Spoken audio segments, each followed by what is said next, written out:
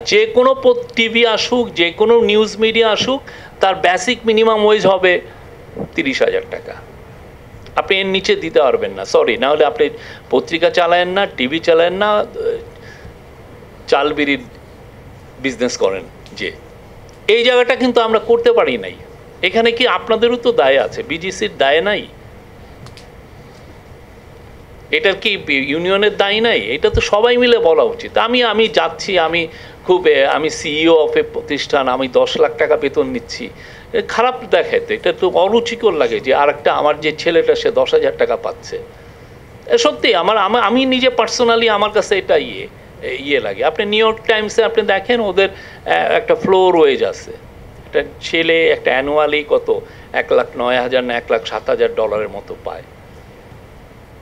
কিন্তু আমরা তো এক্সপ্লয়েট করতেছি এই জায়গাটা। আমার মনে হয় এটা সেলফ, আপনি গভর্নমেন্টের উপরে না তাকিয়ে আপনারা একদিন আন্দোলন করেন না, একদিন দাঁড়ান সবাই সবার প্রতিষ্ঠানের সামনে, যে না আপনি এই ফ্লোরটা, আমার যে ছেলেটা ইয়াং একটা জার্নালিজম ক্যারিয়ার শুরু করলো, তাকে প্রোটেক্ট করার জন্য আমি এই কাজটা করব। খুবই আমরা অন্যায় করছি, অনেস্টলি বললি আমরা গভর্নমেন্টের উপর দায় চাপাচ্ছি। তো আমরা আসলে কি করছি? আমরাও তো ঠিক কাজটা করছি না। বাইরে প্রচুর, আপনি ইউএনএসকের যে রিপোর্টটা কালকে বোধহয় ওরা দিয়েছে, আপনি দেখেন ওরা খুব সেলফ রেগুলেশনের কথা বলে। আপনি খুব গভর্নমেন্টকে টেনে এনাও আসলে খুব ভালো কাজ না, আপনি যদি নিজে কিছু সেলফ রেগুলেশন করতে পারেন। গভর্নমেন্ট আপনারা খুব ম্যাজিক বুলেট দিয়ে সব কিছু করে দিতে পারবে না। ওইটা অনেক সময় আমি এমন একটা কাজ করলাম, হিতে আপনার আরও বিপরীত হলো। আমি একটা মেস পরিষ্কার করতে যে আর একটা মেস ক্রিয়েট হয়ে যেতে পারে। ইউনিভার নয় আছে না, এমন একটা পলিসি নিলেন, দেখা গেলো একটা ভয়েসকে আমি এম্পাওয়ার করতে যে আর একটা ভয়েসকে আমি খর্ব করলাম। সেই জায়গাটা আসলে কারোই কাম্য না। এই জায়গাটা আমার মনে হয় যে ইয়ে করা উচিত। আপনারা এখানে অনেকগুলো জিনিস আসছে, আমি দেখলাম খুব সুন্দর, এই ইয়েটা ভালো। তারপরে সামাজিক যোগাযোগ মাধ্যমের জন্য নীতিমালা, এটা সেলফ রেগুলেটেড জিনিস। আপনারা প্রত্যেকটা প্রতিষ্ঠান তার নিজস্ব সেলফ রেগুলেশনের জন্য আপনার সামাজিক মাধ্যমে নীতিমালা থাকতেই হবে।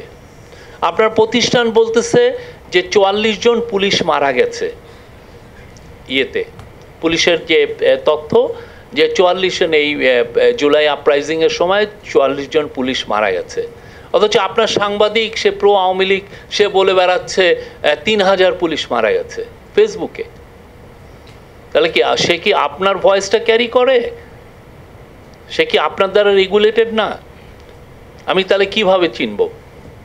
আপনার প্রতিষ্ঠান বলতেছে যে ঢাকার পুরো বাংলাদেশের জেলগুলোতে 60,000 মতো লোক আছে, অথচ আপনার এই অ্যাসিস্ট্যান্ট এডিটর বলছে যে 4 লাখ লোক জেলে আছে। তা আপনি তো তাহলে কি আপনার তাহলে এডিটোরিয়াল পলিসিটা কি? সে কি আপনার এডিটোরিয়াল পলিসি মানছে না? আমরা জার্নালিস্ট, আমাদের অবশ্যই ফ্রিডম অফ প্রেস আছে, কিন্তু আমি তো ফ্রিডম অফ প্রেস এইটা গ্যারান্টি দেয় না যে আপনি মিথ্যা কথা বলবেন। আর এই যে কোনো দেশে, এটা নিউ ইয়র্ক টাইমস বলেন, আমি আপনি এই যে ডেইলি স্টারকে ওরা একবার ওদের চেঞ্জ করেছিল, কি যেন ফন্ট চেঞ্জ করেছে। তা আমি ফেসবুকে লিখেছি যে ডেইলি স্টার ফন্ট চেঞ্জ করেছে, কিন্তু ইট নিডস কোয়ালিটেটিভ, আরও জার্নালিজমের কোয়ালিটেটিভ চেঞ্জটা দরকার। এটা সাটল ক্রিটিসিজম ছিল আমার ফেসবুকের লেখায়।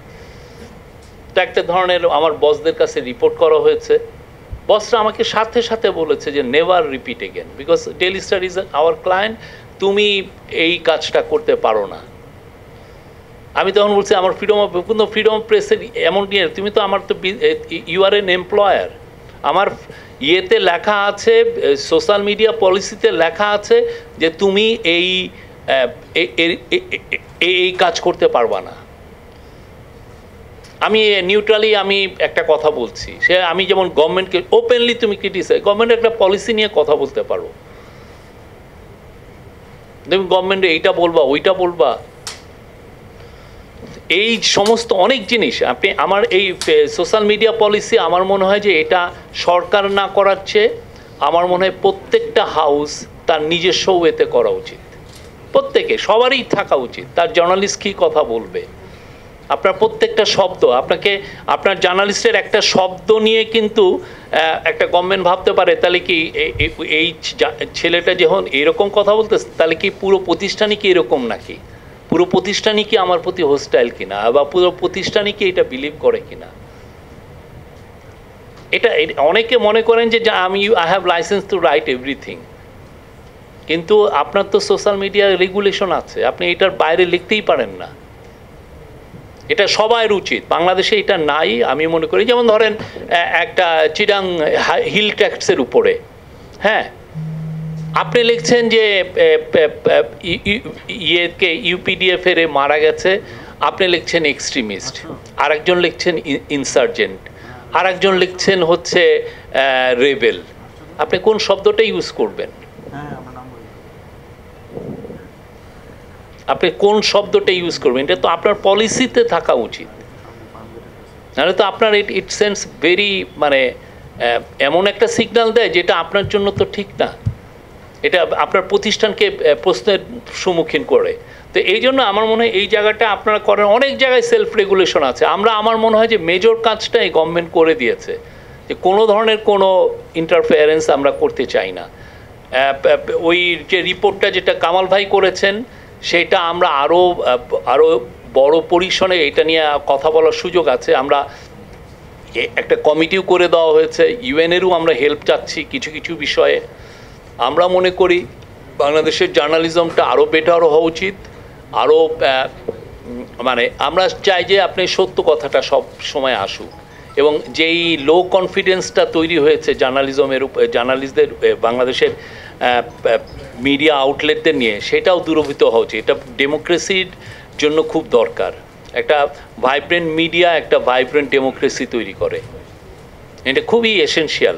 এবং এই কাজটা এখন যদি আমরা না করতে পারি, সামনে হয়তো এটা আরও ঝুঁকিপূর্ণ হওয়ার সমূহ আশঙ্কা আছে।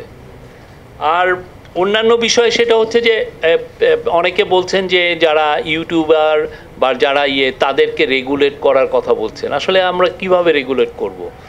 তারও তো একটা ভয়েস, তাদেরকে আসলে একটা বড় একটা অ্যাসোসিয়েশনের মধ্যে আনাটা জরুরি। কিন্তু সেই জায়গাগুলো আসলে মানে এই বিষয়টা আপনারাও কিন্তু দেখতে পারেন। আপনারা এদের সবাইকে ডেকে একটা মানে এমন যেটা একটা নন বাইন্ডিং কিছু একটা পলিসি করে দেওয়া, যে আপনি যারা ইউটিউবে অন্তত ব্রডকাস্ট, তারাও তো এক ধরনের ব্রডকাস্ট মিডিয়া, এটা আপনাদের এক্সটেনশনেই পড়ে। আপনি তাদেরকে দূরে ঠেলে দিয়ে কিন্তু কোনো লাভ হচ্ছে না। আপনি ওদেরকে মেম্বারশিপ না দিয়ে ওদেরকে ইনভাইট করে এসে ওদের জন্য একটা পলিসি আপনারা করে দিতে পারেন।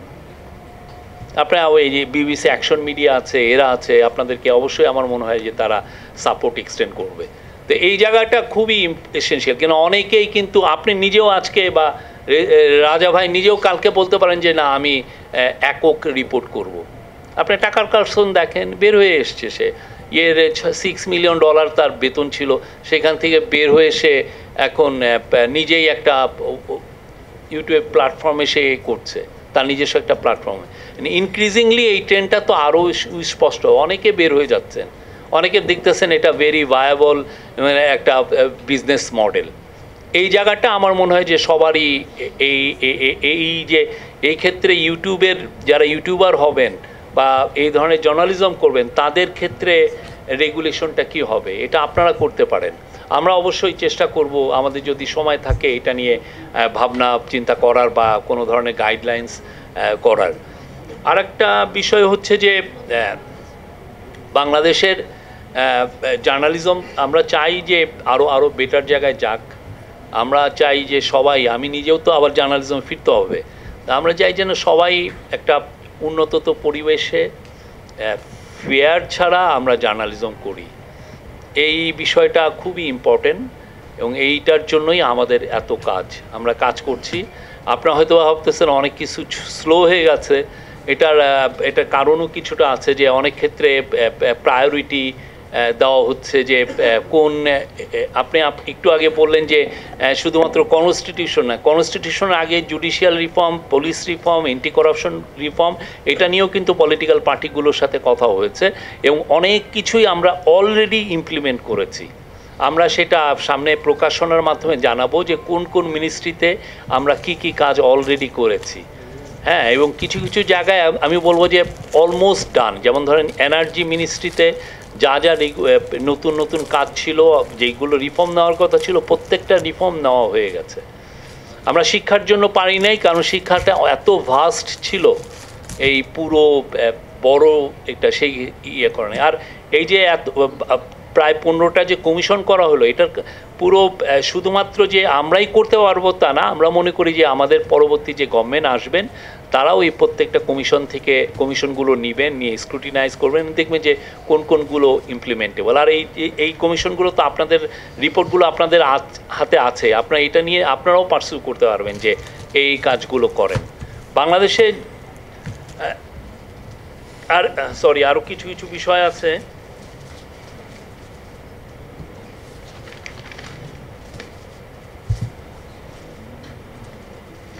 সাংবাদিকদের শিক্ষাগত যোগ্যতা, আমার মনে হয় এটা আপনাদের দরকার নাই। যে যার মতো সাংবাদিক, যে সংবাদপত্র, যেই প্রতিষ্ঠান, সেই প্রতিষ্ঠান একটা, তার যদি ইথিক্যালি সে যদি সাউন্ড হয়, যেই আসুক না কেন, যেই রিপোর্ট করতে আসুক না কেন, সেই কিন্তু ওই ছাঁচে পড়ে যাবে। তার যদি গেট কিপিং ঠিক থাকে 3-4 স্তরের, আপনি রিপোর্ট দিয়ে আপনি যখন সে দেখবেন যে তার সোর্সিং ঠিক নাই, বলুন ভাই তোমার সোর্সিং তো ঠিক নাই। তার যদি কোর্টে সমস্যা থাকে আপনি কোর্টিয়ে, তো যার লেখার ফ্লেয়ার আছে তাকে আসলে শিক্ষা, এটা পরবর্তীতে যে মিড লেভেলে যে সে অনেক কিছু নিতে পারে। আমার মনে হয় যে এইটা মানে এত বেশি রেগুলেশন দেওয়া ঠিক না। আসুক যে কোনো লোক জার্নালিজমে আসুক, কিন্তু আপনার যদি গেট কিপিং ঠিক থাকে, এটা যে কেউ করতে পারে। আমাদের আমি এএফপিতে ছিলাম, এএফপি ওয়ার্ল্ডের লিডিং ফটো এজেন্সি, ফটোতে তাদের চেয়ে বড় কোনো এজেন্সি নাই। তো এএফপি যখন ফটোগ্রাফার সিলেক্ট করে, আমরা দেখছি যে সে কখনোই জিজ্ঞেস করে না আপনার লেখাপড়া কীরকম। সে যে আপনার যদি ডিসেন্ট লেখাপড়া থাকে এবং আপনি যদি ডিসেন্ট মানে মিনিমাম ইংরেজি লিখতে পারেন, সে খালি দেখে আপনার চোখটা আছে কিনা ছবি তোলার। এবং তখন ডাকে যে আপনি আপনার ছবিগুলো পাঠায় দেন, আপনার 50টা ছবি পাঠায় দেন, দেখে আমরা ডিসাইড করবো আপনাকে নেওয়া যায় কিনা। আর কিছু নো ভাইবা নো নাথিং, এই 50টা ছবিতেই বুঝে যে এই ছেলেটার মধ্যে ছবি তোলার ট্যালেন্টটা আছে কিনা। ঠিক তেমনি যে ছেলেটা জার্নালিজম করবে, তাকে আসলে ম্যাট্রিক পাস বা মিনিমাম থাকলেই হয়। এরপরে তার যদি রাইটিংয়ের ফ্লেয়ার থাকে, আর আপনার যদি এডিটোরিয়াল পলিসি এবং গেট কিপিংয়ের পলিসি যদি ব্রিলিয়ান্ট থাকে, যে কেউ আসুক না কেন সে ঠিক হয়ে যাবে, বাধ্য। কারণ আপনার গেট কিপিং যদি ভুল না হয়, আপনি তার প্রতিটা, তার ইন্ট্রো ঠিক আছে কিনা, তার কোড ঠিক আছে কিনা, তার বাকি ব্যাকগ্রাউন্ডিং কনটেক্সট যে সে যেভাবে দিচ্ছে সেটা ঠিক আছে কিনা, এগুলো তো আমার মনে হয় যে এত বেশি করতে যে আমরা আরও অনেক সময় অনেক বেশি, এগুলো দরকার নাই। Thank you. আমার মনে হয় আমার এত বলার ছিল। Thank you very much.